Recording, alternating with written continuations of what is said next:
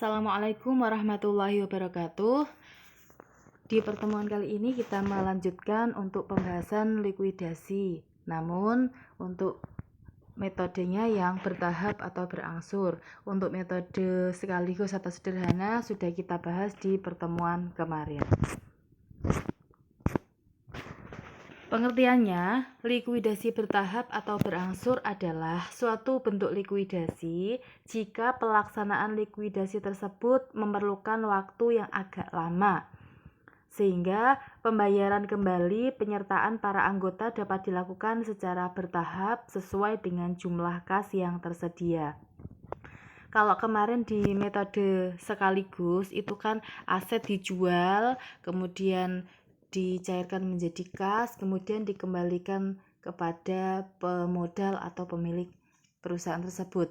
Tetapi di sini asetnya itu ada, tetapi penjualannya tidak langsung sekaligus. Artinya penjualan ini dijual apa dulu, kemudian karena tersedia uang kasnya misalnya baru 100 juta, padahal modalnya totalnya 1 miliar, berarti yang dibagikan 100 juta dulu. Ini kepada si A berapa dulu, si B berapa dulu, si C berapa dulu, baru nanti selang beberapa bulan nunggu aset yang lain laku, kemudian dijual dulu. Nah, intinya seperti itu.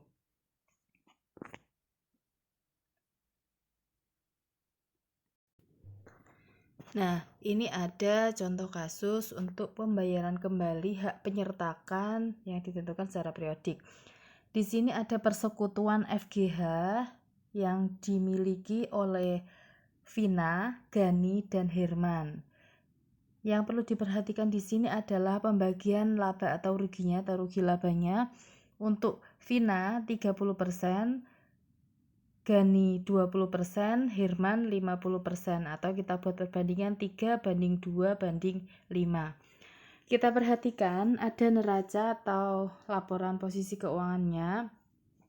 Di situ ada kas 1000, aset non kasnya 12.000, sehingga total asetnya 13.000, utang dagangnya 2.500, utang kepada Vina 1.000, modal Vina 2.000, modal Gani 3.000, modal Herman 4.500. Total aset sama dengan total liabilitas dan ekuitasnya, yaitu sama-sama 13.000. Apabila proses likuidasi itu berlangsung sejak tanggal 1 Januari 2021, nah di sini ada rinciannya. Pada bulan Januari, nilai buku aset yang dijual itu 5 juta, ya. Tetapi harga jualnya hanya laku 3 juta. Untuk bulan Februari, nilai aset yang dijualnya, nilai buku adalah 4 juta. Tapi harga jualnya hanya 2 juta. Dan bulan Maret, nilai buku aset yang dijual 3 juta, namun harga jualnya hanya 1 juta. Nah,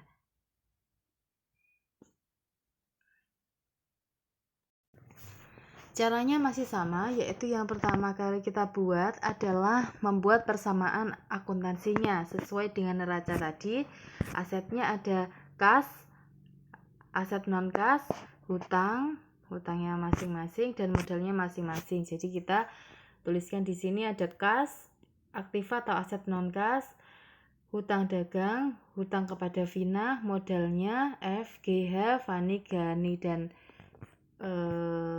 Vina, Gani, dan Herman, ya. Sesuai saldo sebelum likuidasi, ini kita pindahkan dari mana? Dari slide yang ini tadi. 1.000, 12.000, 2.500, 1.000, 2.000, 3.000, dan 4.500. Kita ingat prosentasenya, pembagiannya tadi 30%, 20%, dan 50%. Oke, setelah ini sudah, kemudian di bulan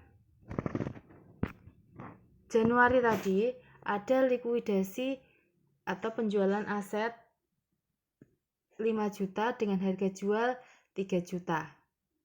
Ya. Logikanya gimana? Berarti pada bulan Januari tersebut kita memperoleh kas, ya, karena kita jual lakunya 3 juta atau 3.000, maka kita masukkan kasnya 3.000. Yang dijual asetnya sebesar berapa? Nilai bukunya 5.000 atau 5 juta. Kita masukkan di sini 5.000-nya. Sehingga antara nilai buku dengan nilai realisasinya, nilai kasnya, tadi kan ada selisih. Artinya rugi. Asetnya seharga 5 juta atau 5.000, tetapi lakunya hanya 3.000. Sehingga ada kerugian 2.000. 2.000 itu kita proporsikan sesuai dengan tadi 3:2:5, atau nek dibuat 30%-nya untuk mengurangi modalnya Vina, sehingga 30%-nya itu 600, kemudian 20%-nya 400, dan 50%-nya 1.000 atau 1 jutanya. Sama kan seperti kemarin caranya. Nah, sehingga setelah kita melakukan transaksi, kemudian kita garis, kita hitung saldo akhir sebelum berikutnya. Maka 1.000 tambah 3.000, 4.000, 12.000 dikurangi 5.000, aset non kasnya tinggal 7.000. Nah, ini kita hitung saldonya semua. Kemudian tahapan yang pertama, bayar hutang dulu kepada kreditur. Ingat, pihak luar itu yang kita utamakan sebelum pembagian aset kepada pemilik.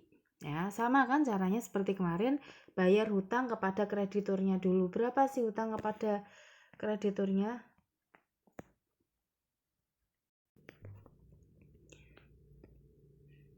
Ya, ini utangnya sebesar 2.500 dibayarkan dulu.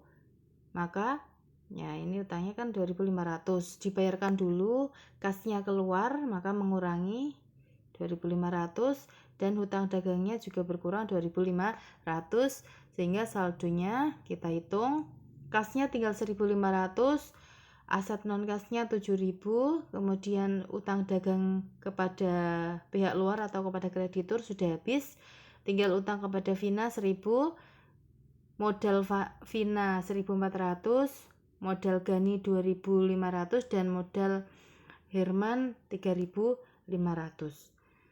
Kas yang tersisa, ya, kas yang tersisa ini tinggal 1.500. Kas yang tersisa ini didistribusikan kepada siapa? Ini schedule pertamanya. Ya, sebelum kita melihat distribusi schedule K1, maksudnya yang ini, ya, sebelum kita menghitung ini, nah, kita lihat perhitungannya di slide berikutnya. Di sini terlihat bahwa saldo modal sebelum distribusi kas sebesar 1.400, 2.600, dan 3.500. Nah, sesuai dengan yang ada di sini, 1.400, 2.600, dan 3.500.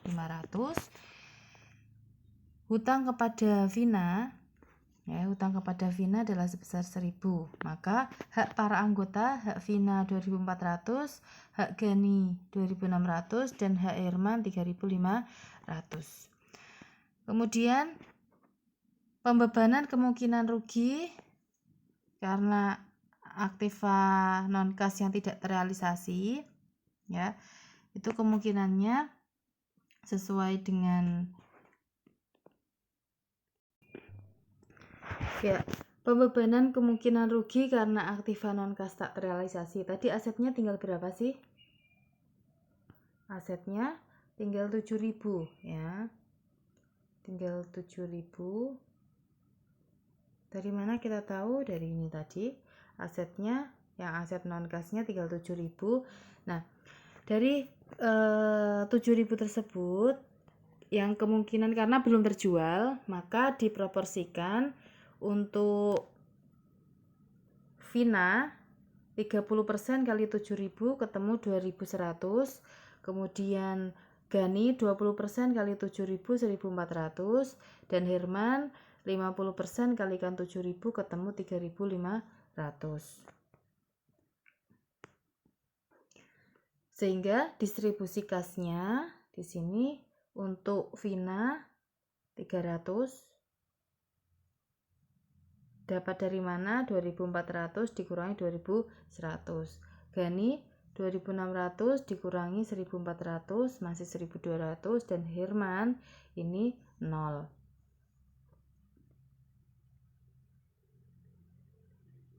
Oke. Sedangkan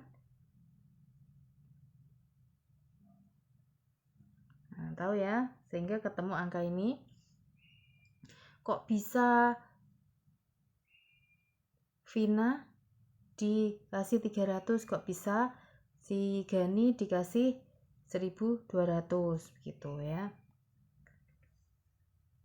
Lanjut, pengembalian hutang kepada anggota. Nah, jadi ini yang diterima untuk Vina itu 300 dulu. Yang diberikan kepada Gani 1200 terlebih dahulu.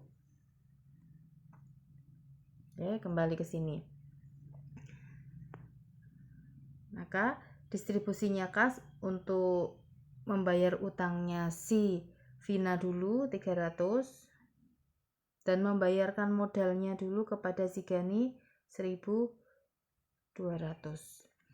Maka saldo setelah schedule 1, aktiva non kasnya atau aset non kasnya tinggal 7.000, kemudian utangnya kepada Vina masih 700, modal Vina masih 1400, modal Gani masih 1400, dan modalnya si Herman masih 3500. Kemudian kembali lagi di bulan Februari tadi ada realisasi sebesar 2 juta dari aset yang dibukukan senilai 4 juta. Nah, di sini ada rugi berapa? 2 juta atau 2.000 dalam ribuan di sini.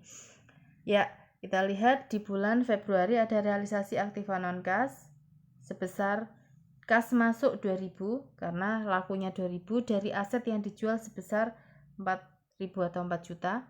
Sehingga ruginya itu juga diproporsikan sebesar 2 juta atau 2.000-nya tadi 30%, 20%, dan 50% untuk pemodal. Oke, dari situ maka dihitung saldonya berapa?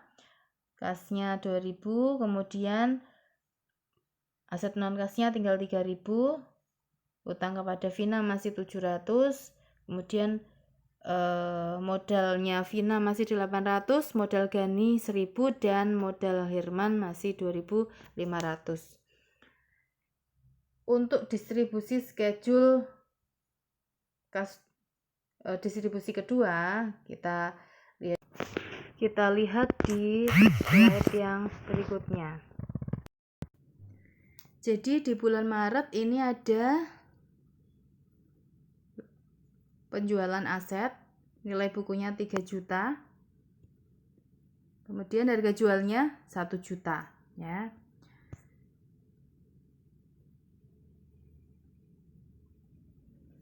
Nah, distribusinya bagaimana?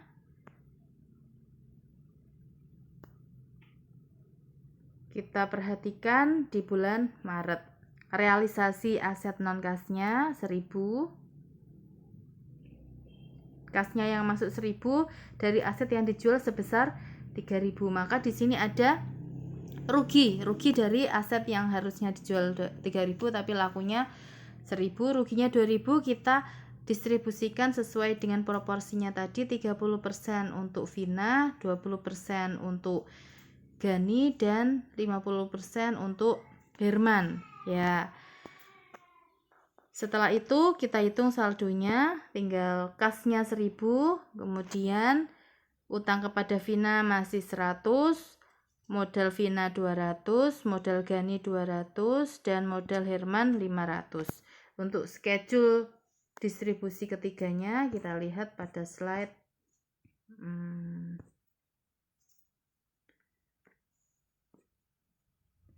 berikutnya, ya.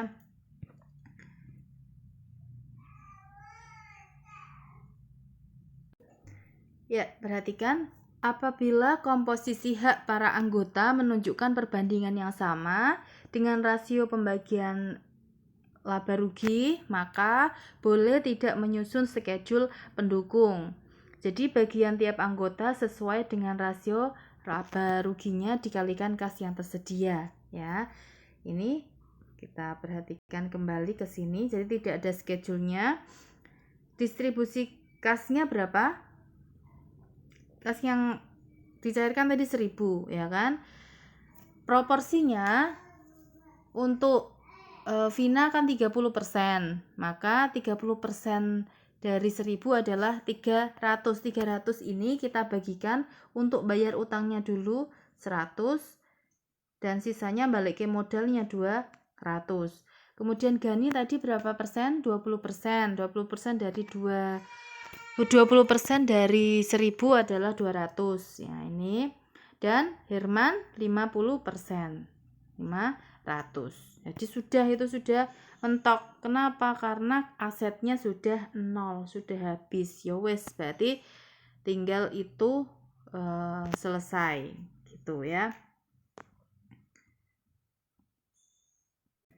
Berdasarkan soal di atas, dapat dibuat jurnal sebagai berikut, yaitu yang pertama mencatat realisasi aset non-kas pada bulan Januari. Kasnya masuk 3 juta, modal Vina berkurang 600, modal Gani berkurang 600, modal Herman berkurang 1 juta dengan aset non-kas yang keluar 5 juta. Ini menjurnal dari persamaan akuntansinya tadi. Kemudian mencatat pembayaran hutang kepada kreditur, hutang dagang pada kas 2.500.000 atau 2.500 kalau di persamaan tadi karena dalam ribuan. Yang ketiga mencatat kembali hak penyertaan anggota. Tahap 1, hutang kepada Vina berkurang 300, modal Gani berkurang 1.200.000 dan kasnya yang keluar 1.500.000. Berikutnya, mencatat realisasi aset non-kas pada bulan Februari 2021, kasnya berkurang, realisasinya yang masuk bertambah 2 juta, modal Vina berkurang 600 karena rugi penjualan aset tadi, asetnya 4 juta, kemudian kasnya yang masuk hanya 2 juta sehingga selisih 2 jutanya ini tadi didistribusikan ke sini tadi sesuai dengan yang sudah kita perhitungkan. Kemudian saat mencatat distribusi kas sebesar 2 juta tadi, maka dari tabel kas yang keluar 2 juta, hutang kepada Vina tadi didistribusikan 600, mana? Schedule 2. Nah, ini distribusinya utang kepada Vina 600, modal Gani berkurang 400, modal Herman berkurang 1000. Nah, sama ya. Kemudian mencatat realisasi aset non-kas pada bulan Maret, kasnya yang masuk 1 juta, tapi aset non-kasnya yang keluar 3 juta. Ruginya berapa? 2 juta ya. Ruginya 2 juta didistribusikan ke sini tadi sesuai dengan yang kita perhitungkan di sini tadi. Maaf. Sini ya. Kemudian mencatat distribusi kasnya. Kasnya tadi kan 1 juta didistribusikan kemana? Kita lihat di sini. 1 jutanya karena tidak pakai schedule di situ, 1 juta didistribusikan kepada Vina, membayar utang Vina 100, mengembalikan utangnya Vina juga 200, bukan utang ya. Yang mengembalikan utang 100, mengembalikan modalnya Vina 200, Gani 200 dan Herman 500. Oke, kita jurnal seperti yang ada di jurnal nomor 7. Utang Vina 100, modal Vina 200, modal Gani 200 dan modal Herman 500. Oke, selesai. Silahkan soal latihannya dikerjakan.